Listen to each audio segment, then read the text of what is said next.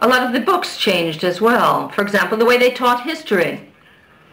We had to learn Arabic, the Quran, and other Islamic subjects.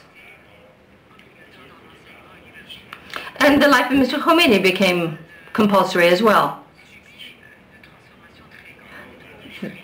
There was a very great change that the population was subjected to. People would disappear. And slowly, pressure built up to control people's opinion. If there was an ideology that anyone held that ran counter to Islam, that person was imprisoned or murdered. Now, I remember I was 8 years old and I had begun a political discussion with my music teacher. And I was expelled from my music class. But I was not discouraged. I felt I had a role to play in society. I tried to understand what was going on politically and socially in Iran.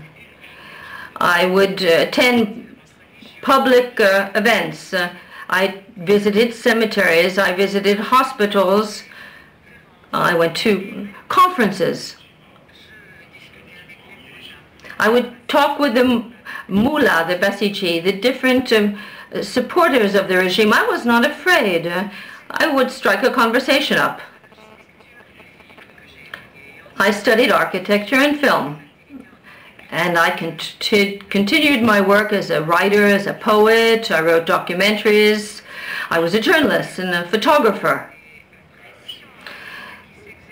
But due to the pressure that was placed on people and on society, I wanted to reflect what was happening politically and socially through my poems, in my films, in everything I wrote. Now, I was threatened, I was censured, and I was arrested for short periods of time. And I realized that I wouldn't be able to continue my activities. So I focused more on nature and on history. But I still kept trying to take a short glance at politics.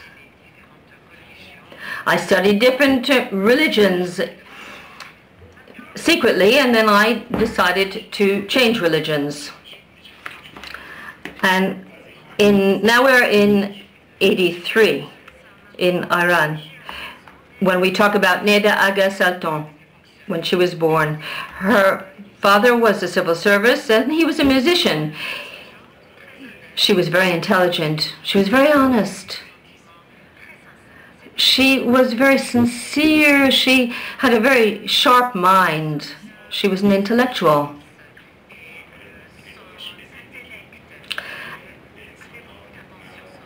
She was well ahead of the times, and she was precocious for her age intellectually. I was impressed by her. She never got angry when people behaved badly. She became saddened by this. She was a deep thinker, and she was really a source of joy for all around her. We met on a trip. We struck up a conversation. We were talking about the beauty of nature and the creation that God had made. And we went on to talk about other points, and little by little, things continued, and finally we decided to marry. She was an artist at heart. She was very curious about different religions, about the different visions that people held of different religions, and she decided to study for this reason theology. But after a while she realized the surface matters counted more at university rather than the reason for wanting to study. And she spent a lot of time talking with the management of the university about dress codes or superficial matters like this, and therefore she decided to drop her studies at university and study art as she wished.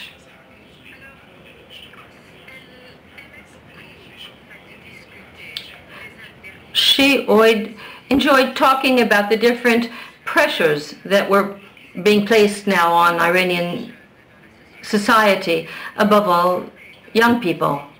She suffered a great deal from these useless restrictions, and she felt this was part of superstition, that it was something from the Middle Ages. She suffered from the lack of freedom in society, and wondered why this had happened.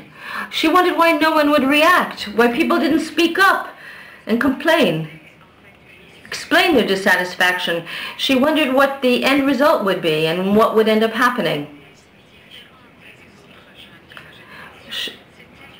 What marked her as being different from other people of generations was that she tried to find solutions. Not only did she raise questions. And then the presidential elections arrived, and at that point there was a campaign by the different candidates. And Neda rejected the regime.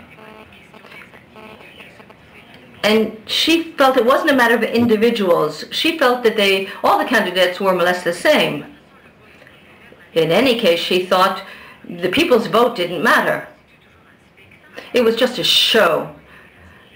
She felt it was always a charade in Iran. The regime had already designated its candidate, and the die was, to some degree, already cast, and there was no need to vote. She had never voted, and I agreed with her. And that's why I've never participated in the elections, because we thought if we did, we would be supporting the regime to some extent. And that's what the leader said, moreover. They said that the people as a bloc had voted to support the government. She felt that they were fooling people, they were exploiting their naivete. They used fraud. And that's why before the campaign began, the authorities had given out instructions to the police to ease up on the population, to stop pressuring the population. Coupons were given out at that time so people could buy food. So the pressure eased up. Now, a lot of the young people didn't know who Mr. Mousavi, who was one of the candidates, was. They didn't know his past. They didn't know that he had been a prime minister in the past, and that he had contributed to the extermination of thousands of intellectual dissidents and political prisoners.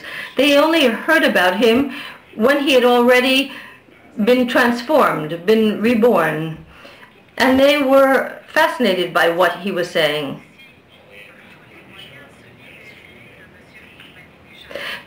Young people, above all, wanted to get rid of Mr. Ahmadinejad.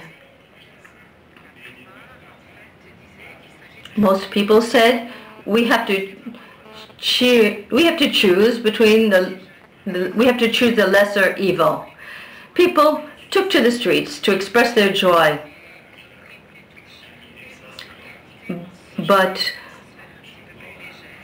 and no one bothered them. The situation was less tense.